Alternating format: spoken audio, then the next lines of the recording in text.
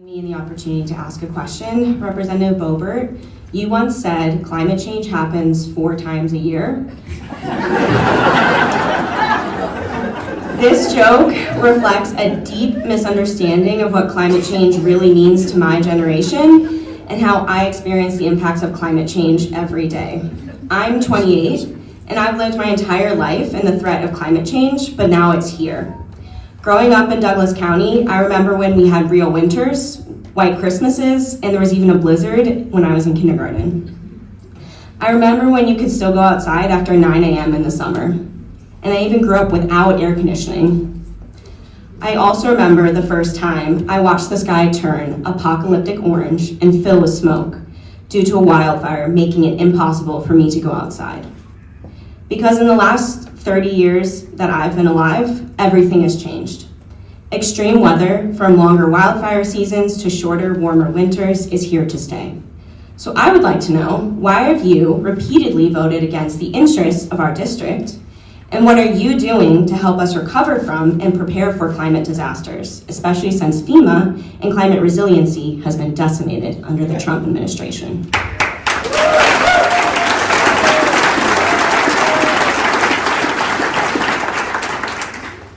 The leftist media always twists my words. I have said climate change is absolutely real because it occurs 4 times every year. Journalists always bring their bias to any of my interviews. One suggested that warming temperatures could affect Colorado's water supply. But let's look at my record. In 2021, I introduced a bill to block President Joe Biden from having the country rejoin the Paris Agreement.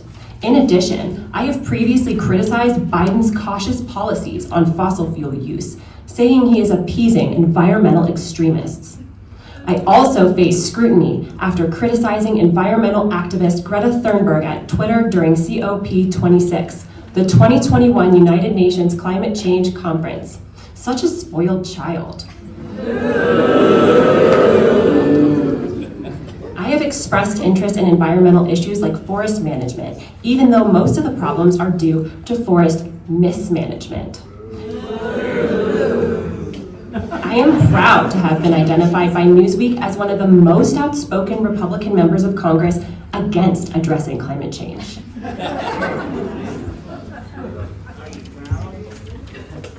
Well, let's talk about your record since you brought it up. Over the past 4 years, you've voted against the environment 108 times. In other words, you've never voted for it.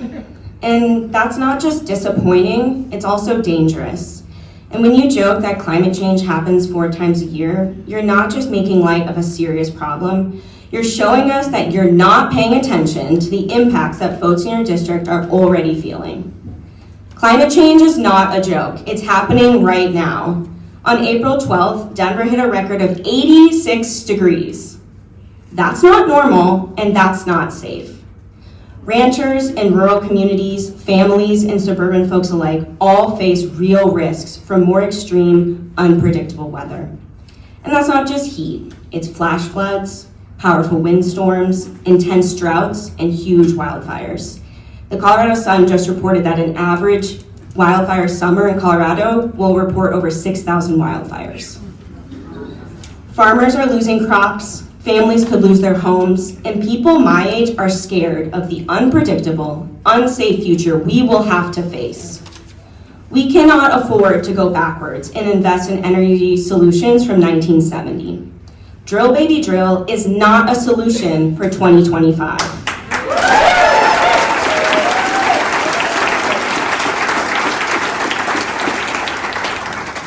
Increased drilling will poison our land, pollute our air, and make our climate change problems worse. Our district has missed out on lucrative clean energy development and innovative solutions like agrovoltaics that could support farmers and foster more economic opportunities. Instead, you've chosen to have us pay the price for energy decisions of the past. As a person with asthma, I struggle to make it through the summer when the air is filled with wildfire smoke and temperatures are soaring. And yet, you ignore it, you laugh, and you vote no over and over again on energy policy, climate resiliency, and environmental protections that could save lives. I didn't know we were fact-checking.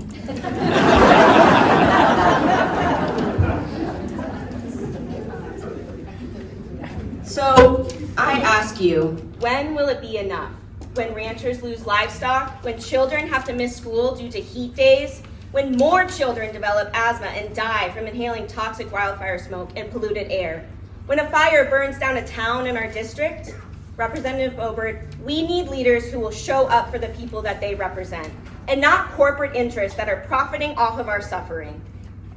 I'm tired of having to tell older generations of the real, dangerous, and irreversible climate impacts that their generation actions have had on my generation.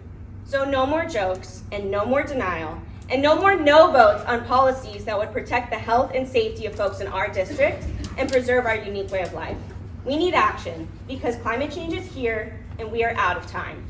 Congresswoman Boebert, you are sponsoring a bill to get rid of the Bureau of Alcohol, Tobacco, Firearms, and Explosives, the ATF, which would effectively stop the federal government from enforcing laws in these areas. But on your website, you say you are, quote, a tireless defender of law enforcement. This seems like a contradiction. You often say that gun violence is a mental health problem, yet you oppose laws like extreme risk protection orders, also called IRPA or red flag laws, that are meant to stop people in a mental health crisis from getting a weapon. You co-chair the Second Amendment GOP caucus in the House, but 80% of Republicans support universal background checks. The facts are stark. Guns are now the leading cause of death for our children in America. Every 16 hours, a woman is shot and killed by her current or former partner. Every day in America, there are accidentally 8 children shot by family members.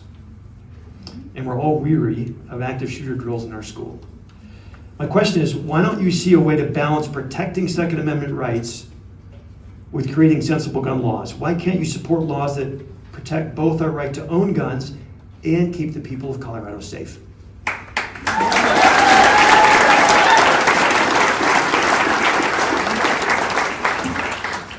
And that's exactly the point. To keep Coloradans safe, we must protect the Second Amendment, right to bear arms. It's clear, the right to keep and bear arms shall not be infringed.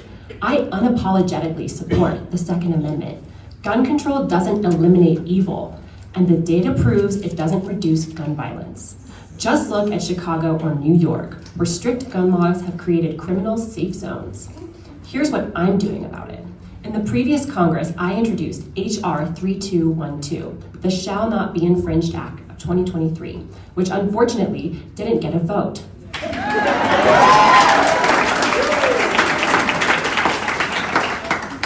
Anyway, it aimed to repeal provisions of the so-called Bipartisan Safer Communities Act, including the program bribing states to pass red flag laws, a rule criminalizing private transfers of firearms, the waiting period for some adults to buy rifles, and laws disarming adults for mere misdemeanors. This year, I introduced H.R. 221, the Abolish the ATF Act. I cannot imagine under any circumstance or administration where the ATF serves as an ally to the Second Amendment or law-abiding gun owners. It should be abolished before they eventually abolish our Second Amendment. I will never waver in my support of the Second Amendment. As long as radical leftists threaten our God-given right to bear arms, I will always stand in the breach, ready to defend our constitutional rights.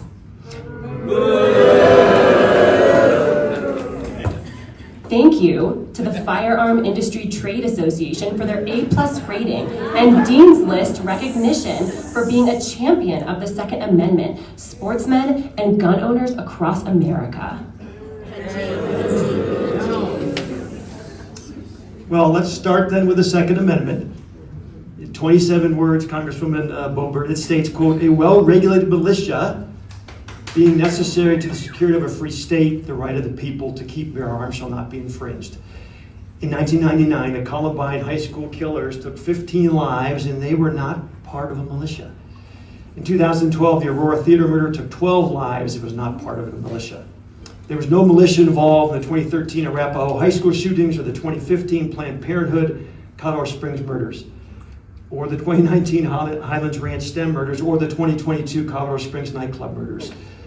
Okay, let's stand instead on the Declaration of Independence, more documents. You know, the part that says our unalienable right to life, liberty, and the pursuit of happiness? That life part seems incongruent.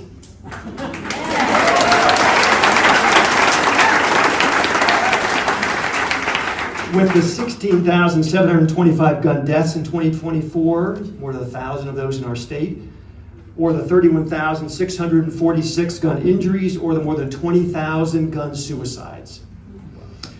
We will allow the courts to argue the merits of those documents, but more importantly, we have a gun violence epidemic in this country that you are ignoring. You're essentially asking the citizens of Colorado to pay for the Second Amendment with their blood every year. The various political dog whistles you use to justify your staunch Second Amendment position are seen through by your voting constituents. Gun violence is a richly complex issue that demands a thoughtful approach to legislation. But there is a way forward, there is a middle ground. In the richly diverse CD4 district, the farmers and ranchers need guns, the Second Amendment affords, and we can have safe storage laws.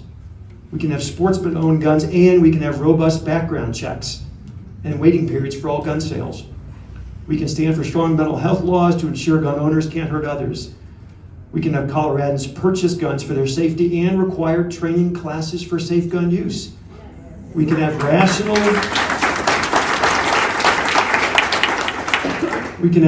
rules about bringing military-style weapons into the public domain.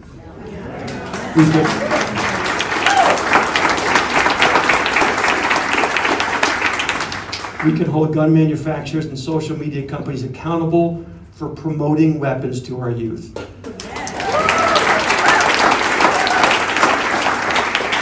There is a balance between gun ownership and public safety. I see that over and over again when I talk to responsible gun owners who support finding that middle ground. And that middle ground is about common sense gun laws. Why? Because they work. If you review gun data deaths in states with the strongest gun laws, they have the lowest death rates. States with the weakest gun laws have 6 to 8 times higher gun death rates. Colorado gun deaths, incidentally, are above the national average. We have work to do in this state. We talk about guns keeping people safe. Our country has 400 million guns in circulation. There are 347 million citizens. Do the math. We could be the safest, we should be, with that number, the safest place on earth. And yet, the reality is, compared to all the Western democracies, we are 26 more times likely to die in America by gunfire. Representative Boebert, this isn't a Christmas card. This isn't a moment to find a politically polarizing soundbite. Your absolutism with the Second Amendment is a false choice offered to your constituency. This is the time to lead with smarter laws that protect our communities, our families, and our children. We ask you to find the middle ground. Yeah.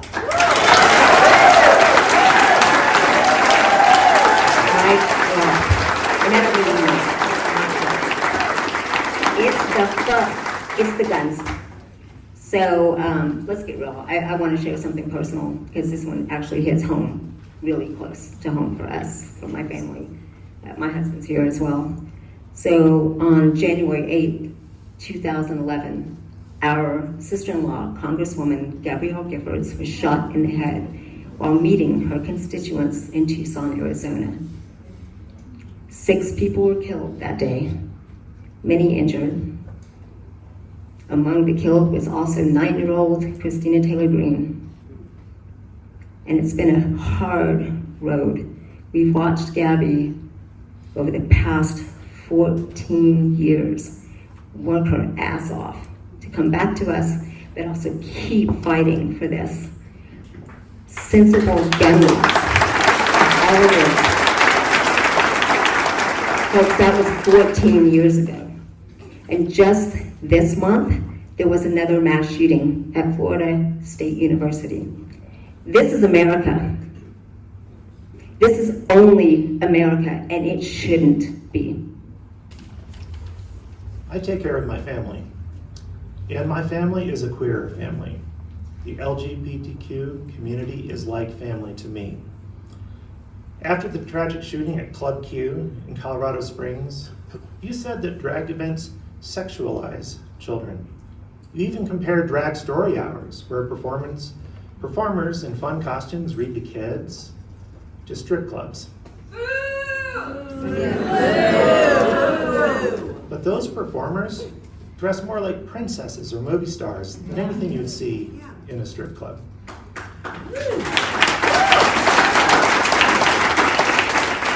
You also said that the Equality Act, which was last introduced in 2023, is about putting gay, lesbian, and transgender people above everyone else. And you're against marriage equality.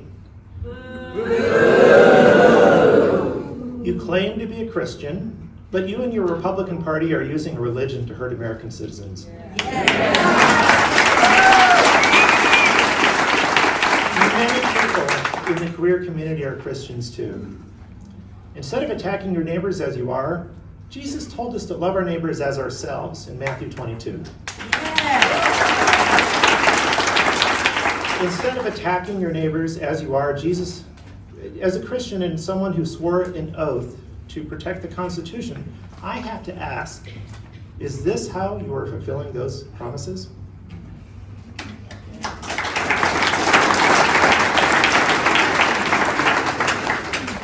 The Equality Act is dangerous and disgusting.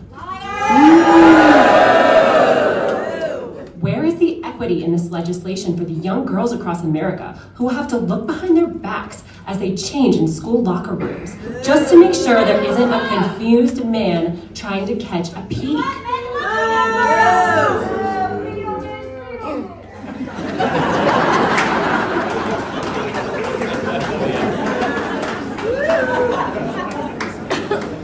Can I go? I oppose efforts to redefine marriage as anything other than the union of one man and one woman.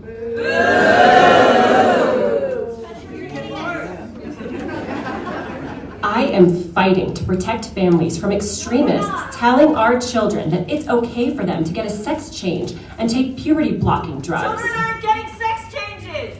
It is wrong to sacrifice the safety and well-being of our children on the altar of radical leftist ideology.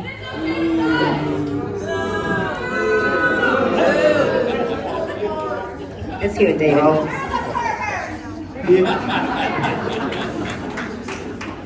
the Equality Act would add protections for sexual orientation and gender identity to federal laws.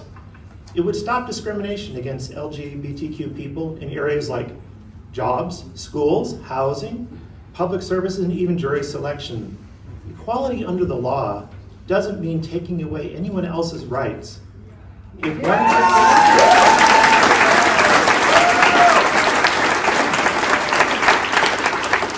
If one group gets rights, it doesn't hurt anyone else, but you voted no.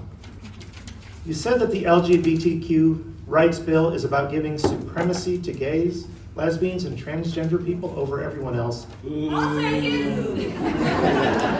In our district, there are estimated to be about 34,000 LGBTQ people, and many of us, myself included, are deeply hurt by what you said. This isn't about giving LGBTQ people more power, it's about protecting them from harm and hate.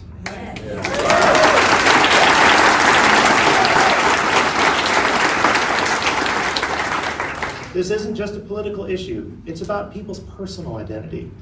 You mentioned being worried about young girls in locker rooms, but transgender people are actually more likely to be hurt, including being victims of assault, than people who are not transgender. Also, in 2015, the Supreme Court ruled that same-sex marriage is a right for all Americans. So when you say marriage should only be between one man and one woman, you're ignoring the Constitution and our courts. You have mocked transgender people before by tweeting jokes like, I identify as non-binary, or my pronoun is patriot. If you're comfortable with who you are, that's great. But why don't you show the same respect for the LGBTQ community?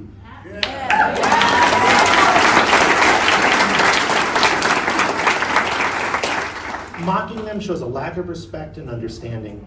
you still represent LGBTQ people even if you don't understand them. After the Club Q shooting in Colorado Springs, you offered thoughts and prayers. But words alone don't stop violence. The way you talk about LGBTQ people encourages hatred, and that kind of attitude can lead to violence. When you make people feel less than human, some may think it's okay to hurt them. If something happened to my LGBTQ family in a state with laws that harm us, I would wonder how seriously would the police take it? If they're attacked on the streets, would they just look the other way? Every time a state passes a law that discriminates against LGBTQ people, it feels like my family loses rights and protections that other people take for granted. Congresswoman Boebert, my name is Bill, and I'm a registered voter in the 4th Congressional District. And I guess I can't hide the fact that I'm over the age of 65. Looking around this room, it looks to me like a lot of people here are in that same category.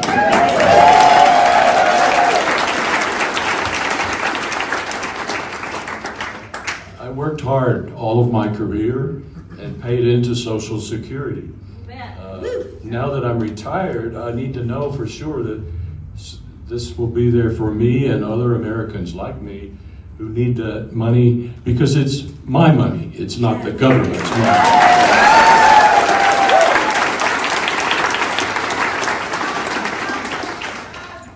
At your town hall on March 26th of this year, you promised to protect Social Security and Medicare, and you said you've never voted to harm them. But 2 weeks later, on April 10th, you voted for Reconciliation Bill 14, which is a plan that calls for tax cuts and taxes for the rich, and also cutting government spending and adding to the deficit. This plan could lead to big cuts in important programs like Social Security and Medicare. On top of that, with the new DOGE mandate,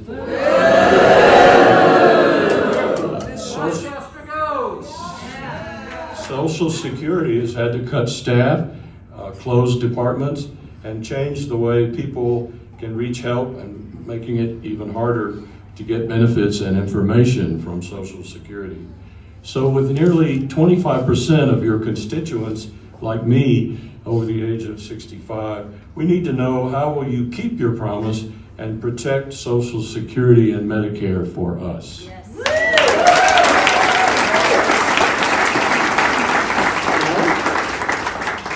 As I stated during my campaign, I will never vote to cut Social Security or Medicare.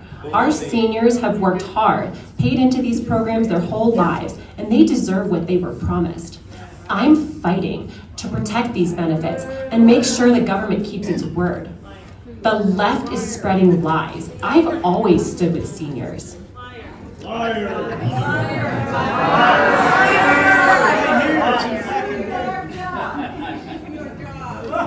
DOGE is revolutionary and is doing the job Congress is supposed to do.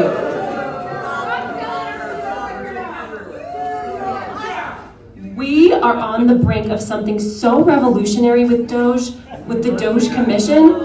This isn't just about waste, fraud, and abuse and holding those agencies accountable.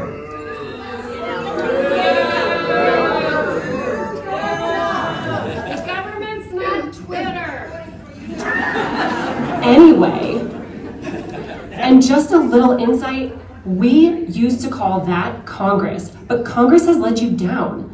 Year after year, decade after decade, and now we are going to hold these agencies accountable to their funders, and that's you, the taxpayers filling this room.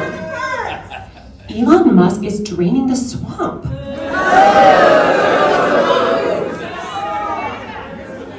The Social Security Administration has allowed delinquent employees to sit on their sofas at home instead of actually getting to work and doing their jobs, which has created a significant backlog for Social Security applications. I was the one who called out Social Security for this backlog.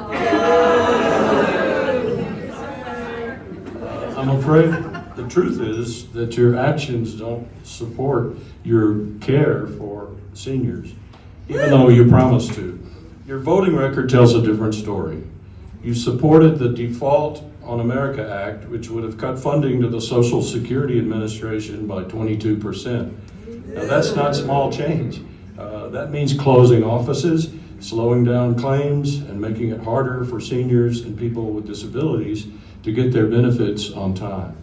And I have a friend who's also a registered voter in your district who has a little issue with Social Security he's trying to work out, and he called the number for Social Security, and after an hour or more and 2 dropped calls, he gave up and made a personal appearance at the local Social Security office, where he was told that it would take 6 weeks for somebody to get back to him, and he's still waiting for an appointment 6 weeks from the time he made a personal appearance to try to get the benefits that he deserves. I think that should concern you. DOGE, by the way, has been working hard to cut offices and cut staff, making it harder for people to file for benefits and causing a lot of stress and problems, like for my friend. You also are part of the Republican Study Committee, which has suggested raising the retirement age to 70 and cutting benefits for Social Security recipients. These cuts are hurting people, the very people you claim to support. The workers who've spent years paying into the system and now just want to have longer, don't want to have longer, less payments and face more difficulty in getting the benefits that these folks like me have earned. So calling this fiscal responsibility doesn't change the fact that it breaks the promise that Social Security was built on. Social Security is not a handout. It's a program that we paid into and we deserve.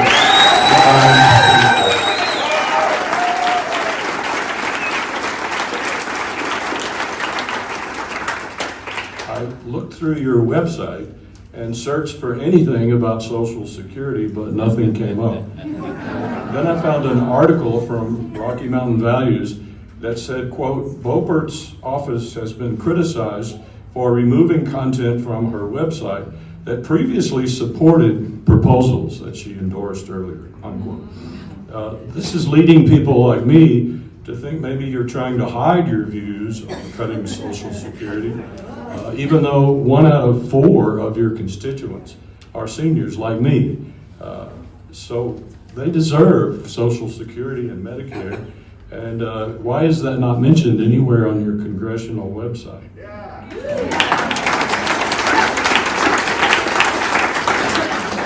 On April the 10th, you even voted for a budget that would give $4.5 trillion in tax cuts and make huge additions to the deficit. It includes plans to raise the full Social Security retirement age to 69. And this would mean that people would work longer and also receive lower benefits in their lifetime. It also includes cuts for benefits for people who earn more than $80,000 a year. And it would lower benefits for spouses who rely on these benefits.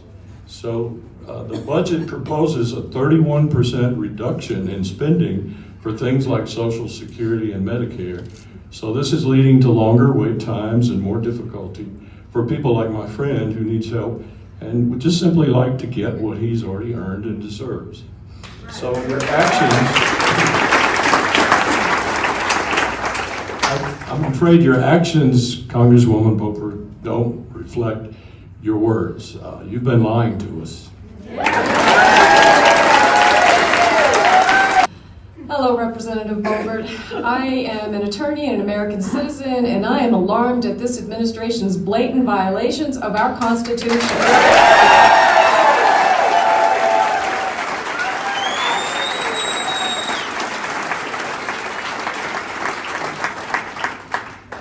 Even as the Republican Party claims that it defends the Constitution, we see nothing but lawlessness day in and day out from an administration that you support.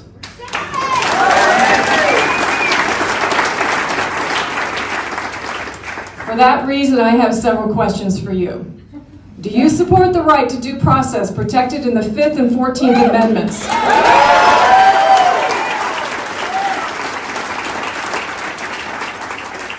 Does your concern for due process extend to everyone in the United States?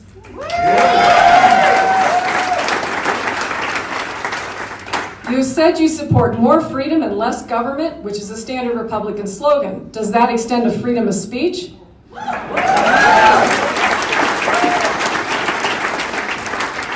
And finally, despite your reference to the Republican slogan of less government, more freedom, you aren't a fan of separation of church and state. Isn't that true?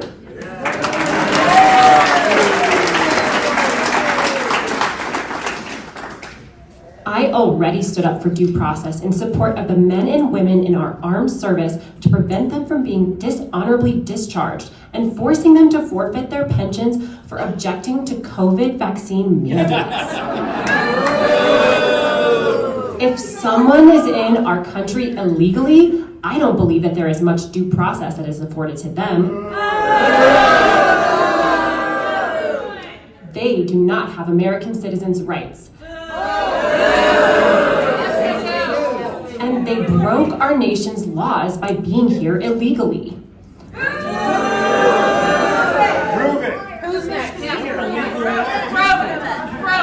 I successfully defended the First Amendment right to free speech from the Biden administration's unconstitutional Disinformation Governance Board. I introduced the Protecting Free Speech Act and led an effort of 76 members of Congress to defend the First Amendment. We were ultimately successful, and the Biden administration permanently canceled this so-called Ministry of Truth. Yay. The church is supposed to direct the government. The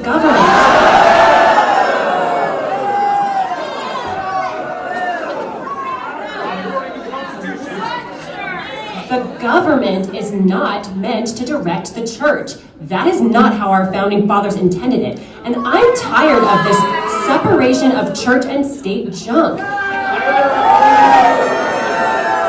That's not in the Constitution. It was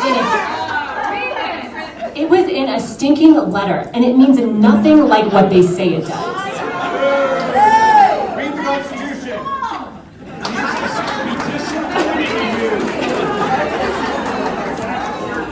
Representative Boebert, your answers demonstrate a contempt for our Constitution and are deeply un-American.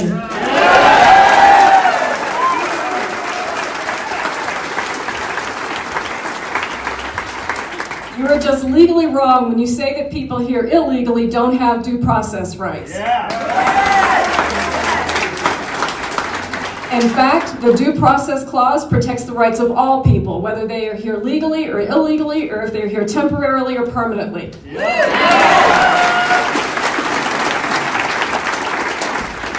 A few weeks ago, the Supreme Court said that the Due Process Clause also protects people who are facing deportation.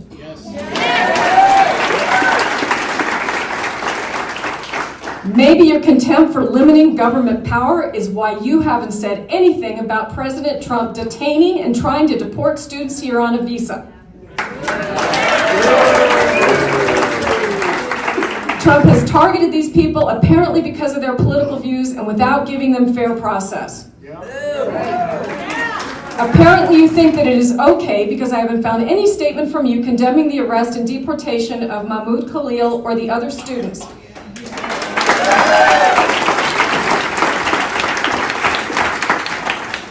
You apparently think it is perfectly fine for government officials to take Khalil from his home and his pregnant wife, even though he was lawfully president of the United States.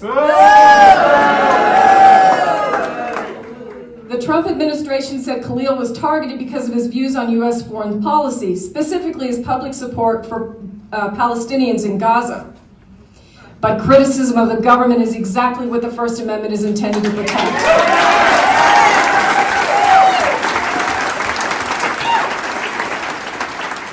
Anti-Semitism is not anti-Zionism.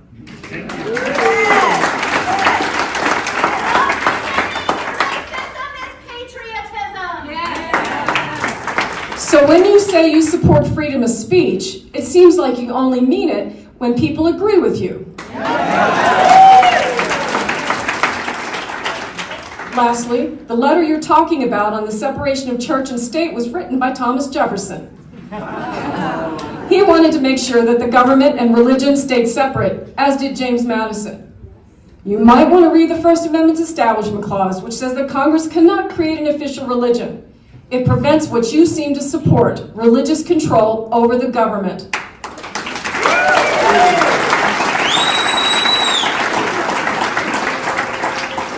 You might also check out the Free Exercise Clause, which gives people religious freedom, the freedom to choose their own religion. The founders knew that if the church controlled the government, religious freedom would be lost. In fact, you seem to support the Constitution only when it serves your side: gun rights, conspiracy theories, and Christian fascism.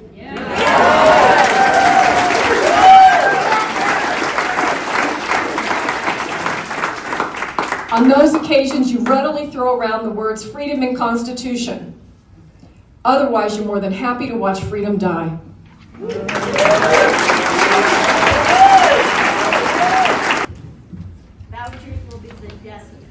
Thank you, Representative Boebert, for coming here today.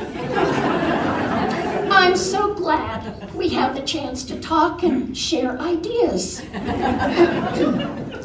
I'm a retired teacher, and I have a question about education. What is the Trump administration planning for the future of schools? I'm worried that getting rid of the Department of Education takes away essential funding that helps students, especially those who live in low-income areas or have disabilities. I am also concerned that your negative comments about woke schools and eliminating DEI programs might hurt students who aren't rich or white or male.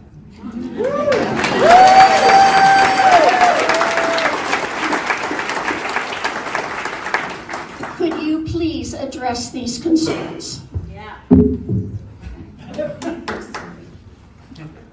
I support President Trump's decision to shut down the Department of Education. Now the money will go back to the states and we'll get quality education again. Our children deserve a real education, not the kind of indoctrination that has infected our school system. I have co-sponsored numerous pieces of legislation to protect our children from critical race theory and woke gender propaganda being taught in our schools. DEI efforts are hostile attacks on non-minority groups. It is reverse discrimination and gives special treatment to certain groups at the expense of others. There's no such thing as reverse discrimination.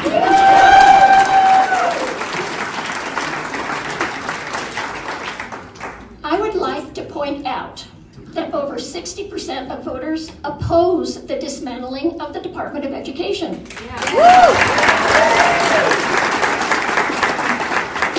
Colorado already spends less money on each student than most other states.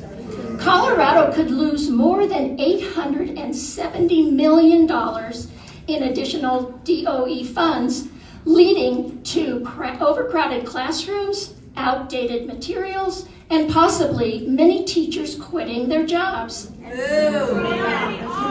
Many rural areas in your district, CD4, have inadequate funding, and many rural teachers live below the poverty line.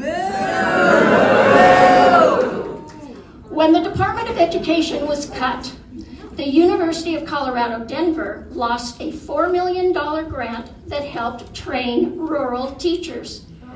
This led to 50 rural teachers losing their jobs. Also, the USDA is cutting over $13 million from a program in Colorado that helps schools and food banks buy food from local farmers and ranchers. This choice, made by the Trump administration, hurts students, families, and the farmers and ranchers, all constituents of yours, who counted on that help. When you said that children will now get a real quality education, I assume you are referring to school choice, giving public money to private schools. Privatizing public education for your grifter friends. And eliminating any lessons about race, identity, ethnicity, and sexual orientation. As an educator of 30 years, I believe that wokeness and anti-diversity, equity, and inclusion efforts are a result of fear, misinformation, and animosity.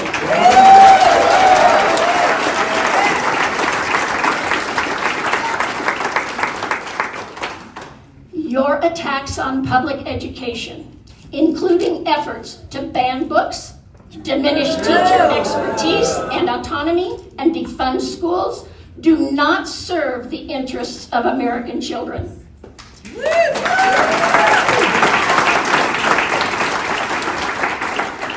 Instead, they weaken the very system that fuels innovation, economic growth, a well-informed electorate, and a stronger democracy.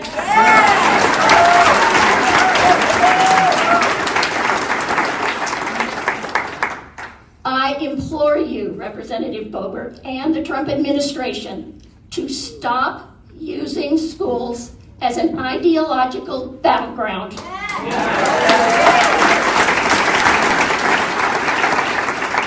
Our students and our country deserve better. Thank you.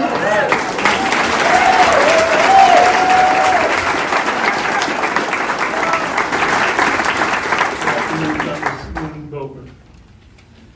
I worked as a police officer for 32 years and retired as a lieutenant with a large metropolitan police department here in Colorado.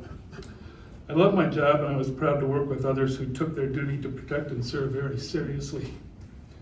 I have two questions for you. On your website, you say you want to back the blue by giving police money they need because of shootings, murders, and other violent crimes going up. I would like to know what you have done to help police get more funding. And second, on January 6, 2021, a violent group of people attacked the US Capitol to try to stop the government from doing its job. During that attack, 138 police officers were hurt. 15 of them had to go to the hospital, and some had very serious injuries. One officer, Brian Sicknick, died after being sprayed with a chemical. 4 other officers died by suicide in the days and weeks after the attack. Their families say the trauma from that day played a big part in their deaths. What part did you play in planning or supporting what happened that day at the Capitol?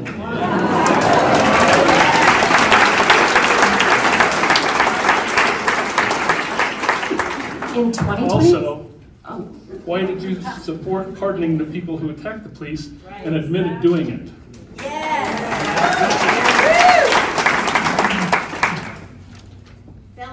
are you done? I am not. In 2021, I stood up for our local communities by urging the Biden administration to fully fund the Payments in Lieu of Taxes PILT Act and its fiscal year 2022 budget. These funds support rural law enforcement. I will always go to bat for our rural communities and seek to make sure they receive the full PILT payments that are authorized under federal law. What's that got to do with January 6th? All 21 of the counties in my district benefit from the PILT program, and I will continue to fight for each one of them. To your second question, let me be clear. I had no role in the planning or execution of any event that took place at the Capitol or anywhere in Washington, D.C. on January 6th. I denounced the violence in 2021, just as I did the recent events at the Capitol. Why did you show them around the Capitol? I defended our Constitution, and I always will. America will persevere because freedom always prevails.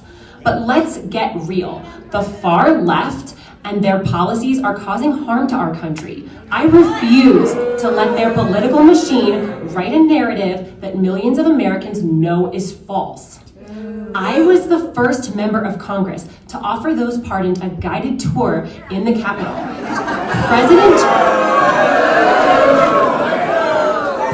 President Trump pardoned them. These men had already paid too much time, more time than they ever should have. They should have never been locked up. I want to start by recognizing how important PILT grants are for rural law enforcement agencies. These grants help fund police department in areas where there isn't much tax revenue, especially in rural areas that cover large areas of land. PILT grants are meant to help those departments patrol federal lands which don't generate tax money. However, it seems you don't fully understand how our government works. While it's fine for you that you encourage the Biden administration to include PILT funds in their budget, the real decision about where money goes comes from Congress, not the president.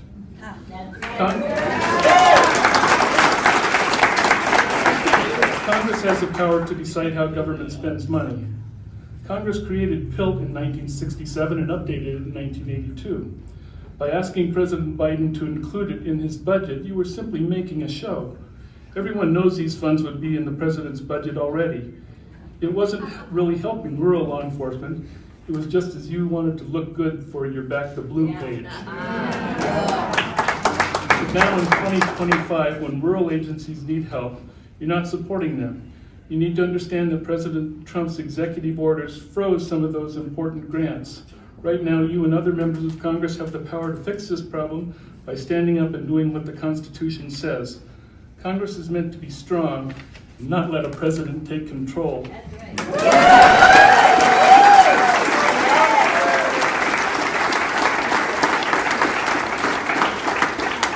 Our law enforcement deserves representatives who are honest, brave, and truly support them, not someone who cares about a political party or a powerful leader. Yes. Congress needs to act now through laws, resolutions, or even impeachment to make sure the government works for the people again. Moving to your second response. In October of 2021, several big news outlets like NPR, CNN, and 9 News reported that there was evidence suggesting you were involved in planning the January 6 riots. Specifically, Representative Cohen from Tennessee said he saw you giving a tour of the Capitol to a large group of people on January 3rd or 4th, possibly helping future rioters know the building better. Rolling Stone magazine reported that you met with people organizing the riots before they happened, and CNN said you were in contact with rioters while the attack was going on. While the House Ethics Committee chose not to investigate these claims, many people, including me, are worried that you may have been involved. Then on January 21st, 2025, you publicly supported pardoning the people who were convicted of their crimes on January 6th, and even offered to take them on a Capitol tour after they were released from prison.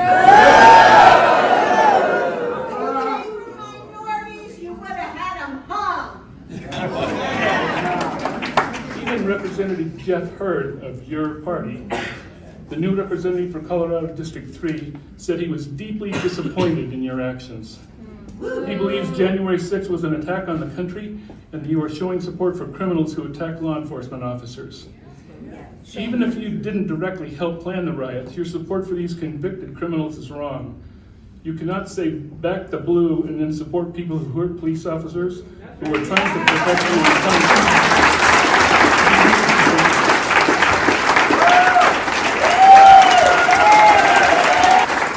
Thank you, Ms. Boebert, for listening today.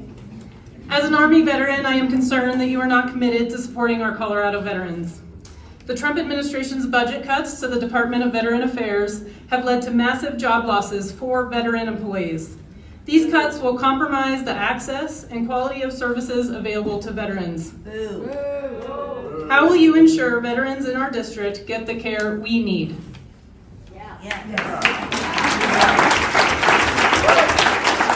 Unfortunately, there have been numerous lies and attacks on my record. Here are the facts about my support for America's heroes.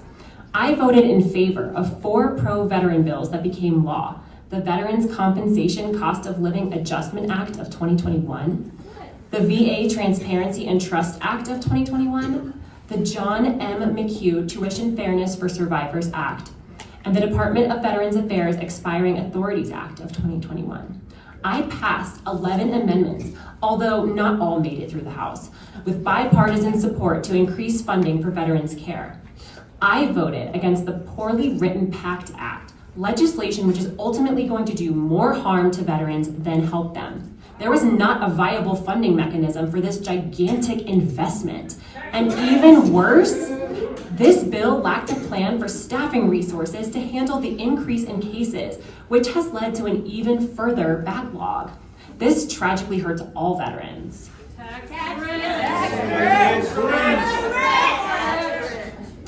I would say that what is hurting Colorado veterans is your actions.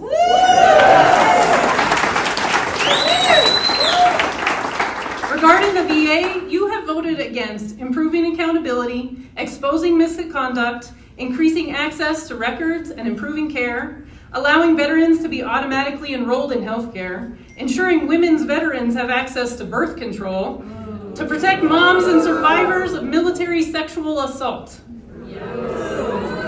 And your opposition to the PACT Act meant that urgent healthcare needs related to toxic exposure were put at risk. Not only do you back the Trump administration in firing veterans who are dedicated to helping fellow veterans at the VA, but you also label those veterans as excess spending.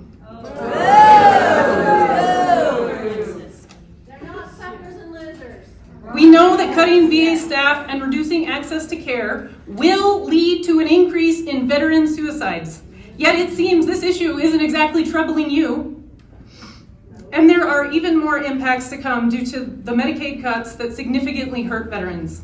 Those who need a nursing home, or for veterans of non-active military members who don't qualify for VA healthcare.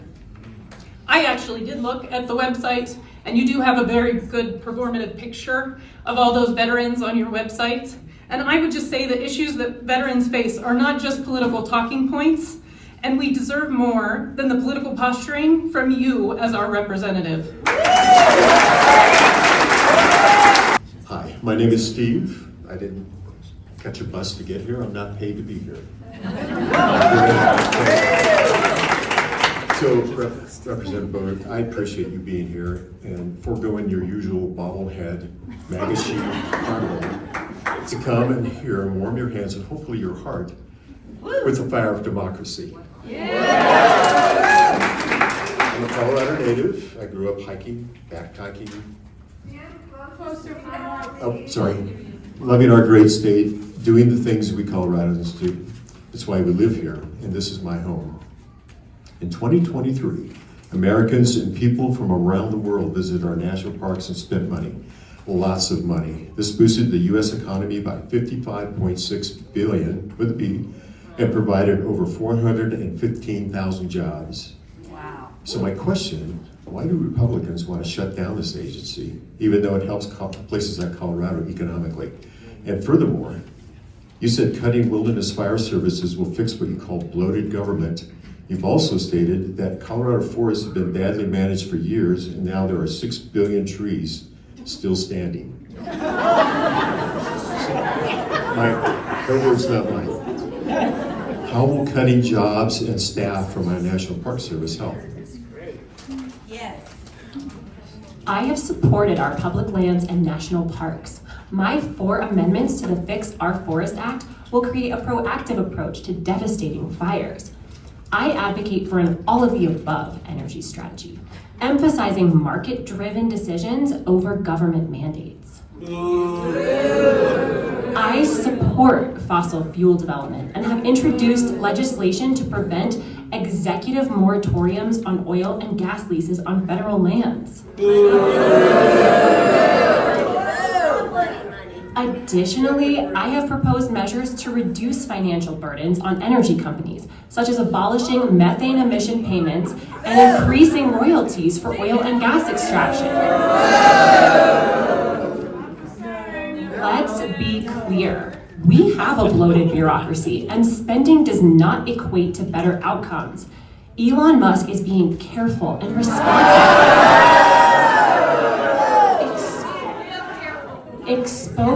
the waste, fraud, and abuse of our taxpayer money. It's time to chart a new path in forest management that's guided by science, protects rural communities, benefits the environment, and actively manages our forests to prevent catastrophic wildfires.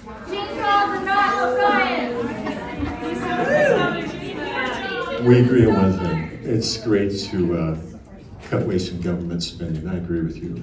But it's interesting what you say about public lands and national parks. However, you oppose the Bureau of Land Management's plans to protect habitats for species like Gunnison sage-grouse, arguing that such measures restrict oil and gas exploration. You also co-sponsored H.R. 3397 to counter a BLM rule that you claim would limit activities like grazing, mining, recreation, and oil and gas production on public lands. You introduced legislation to challenge BLM management plans that you believe would limit oil and gas development in western Colorado. Evidently, you must know more about forest and land management than the professionals at BLM. But there's a theme here. You seem to be all in for the non-sustainable fossil fuels industry. Think about this. In 2023, 93 million people visited Colorado. They came here to enjoy the natural beauty of our state, enjoy our national parks and state parks, ski areas. They went fishing, hiking, all manner of recreation, and left buckets of money. They didn't come to marvel at another oil patch, oil well, or watch a bulldozer in action.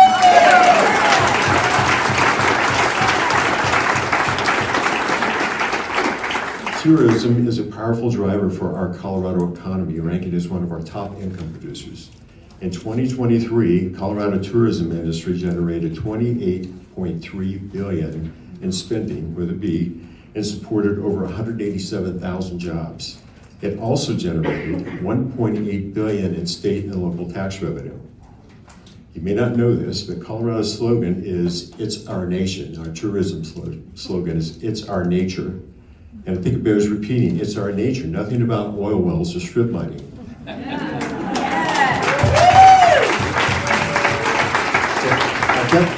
I've got some ideas for your party that might help you. One is, and this side note, let's rename our national parks to our national treasures. Let's start there.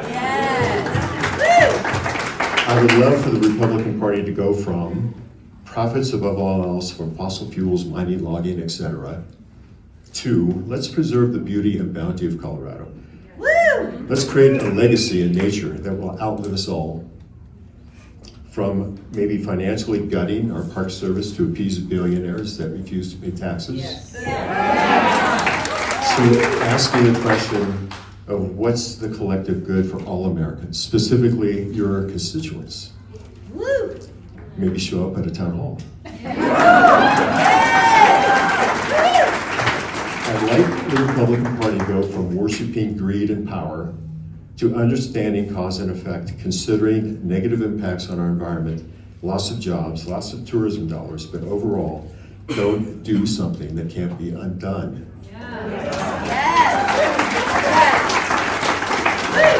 In closing, I suggest quitting the cheer squad for the fossil fuel industry and think more about sponsoring sustainable clean energy, clean jobs, overall clean industry, and a cleaner, more beautiful Colorado for our kids.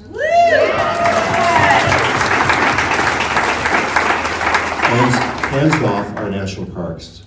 And by the way, you're fired. Thank you for showing up, Congresswoman Boebert.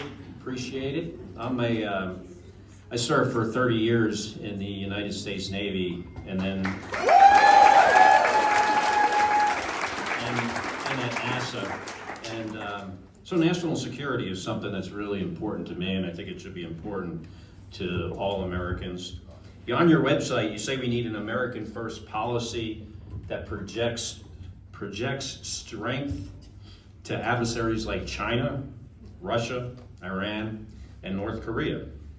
But you back and continue to back a president who halts critical intelligence gathering on Russia, one of our biggest geopolitical adversaries.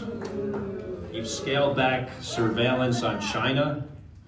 You've pulled and supported a president who has pulled military resources from global hot zones to stage political theater at our southern border. And even worse. In fact, on February 24th, the United States voted against the UN General Assembly resolution condemning Russia's invasion of Ukraine. In that vote, the United States of America sided with Russia, North Korea, Iran, and Belarus. Just to name a few of these bad actors. Let me say again, the United States of America sided with Russia, North Korea, Iran, and Belarus.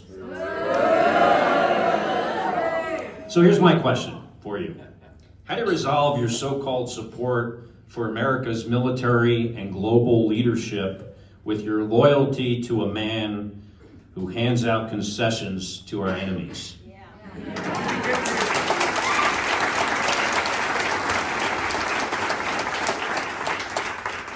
Since our adversaries are so afraid of President Trump, we shouldn't be concerned about them threatening our country. We should be far more focused on illegal immigrants crossing our borders and committing crimes. I trust the American people. They are more capable of looking at claims, researching facts, and making informed decisions about matters of disinformation, which could impact our national security. I support H.R. 5009, the Service Member Quality of Life Improvement Act, which works to end the radical woke ideology being forced on our servicemen and women and restores the focus of our military on lethality. This year's NDAA that passed the House with my support fully funds our national defense, cuts more than $30 billion from inefficient programs, roots out wokeness, deters Chinese Communist Party aggression, supports Israel, and even cracks down on the Biden border invasion. Our service members who have been neglected by the Biden regime for the past 4 years are the best among us and inspire the best within us. I am certain under the Trump administration, we will ensure our military is stronger than ever.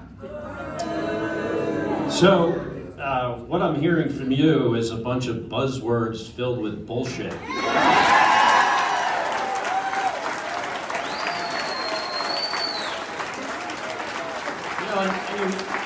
You're just not a serious person. You're not a person that should be representing us in Congress. And let me tell you why. My comments are based on real-world life experiences.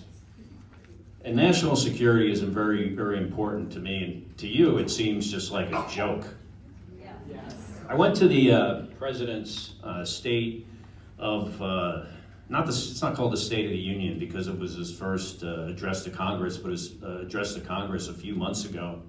And the reason I went is, I didn't want to be there because it was disgusting. But I felt like I needed to be there to bear witness to what is happening to this country.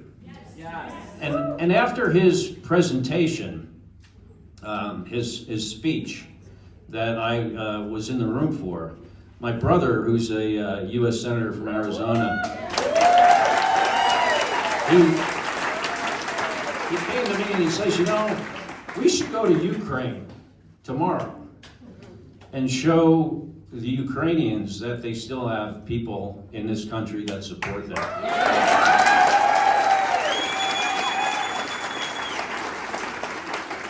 So let me tell you what I saw there. We were on a plane the next day, and you claim to be all about national security and protecting the troops, and you don't back it up with anything. The way we protect our troops is through strong national security. If we don't back and support the Ukrainians, it's going to be our troops fighting a war in Europe against Russia.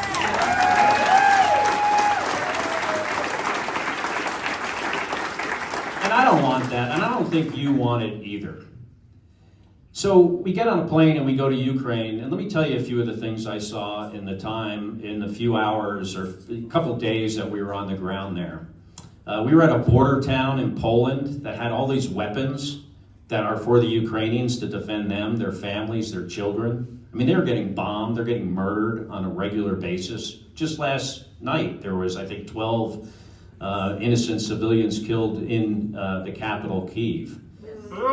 Yet those weapons couldn't be sent to the Ukrainian people, to their military, because President Trump stopped it from happening.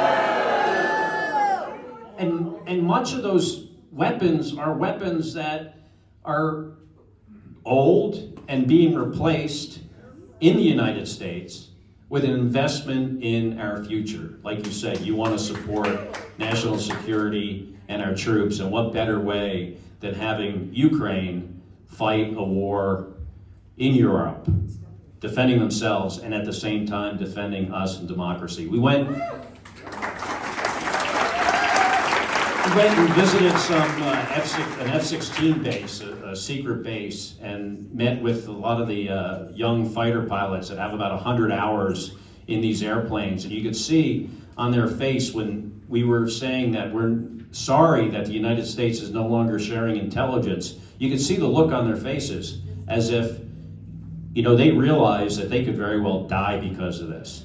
Very inexperienced pilots fighting in combat, fighting for their lives. We also went to a hospital and talked to two of these nurses that were counted, military hospital. They were counted their experience in the beginning of the war, watching Russian soldiers rape children, and then killing the children in front of their parents, and then killing the parents. At the same hospital, we went and saw, and this is my third trip there supporting the Ukrainians since the war started, but we saw and met with these wounded veterans. I was at that hospital previously a couple of years ago, and in that hospital, most of the injuries were due to landmines, but now they're from drones, mostly from drones. Many amputees. But let me tell you about one man we met that had an incredible, effect on me personally. He was a triple amputee. It wasn't an above the knee amputation. It was basically what I would call below the hip. Basically, his whole leg was gone. His left arm was gone at the shoulder. His right hand was gone. He had a cell phone on his bed, the only thing in his room. He had an iPhone. I wondered and I hoped he could get some comfort from that device that we all just take for granted, because he was also blind and his eyes were stitched closed. And he had these meteor-like shrapnel wounds on his face and I say meteor-like because they look like little meteors, because you could tell where the drone blew up that took basically, destroyed this man's life while he was trying to defend his country. My brother asked him, he had one question. He says, how do you feel about the United States withdrawing their support for Ukraine, not providing intelligence that will save Ukrainian soldiers' lives? And the guy said in English, and I didn't even think he spoke English, but he said it with a pretty good accent.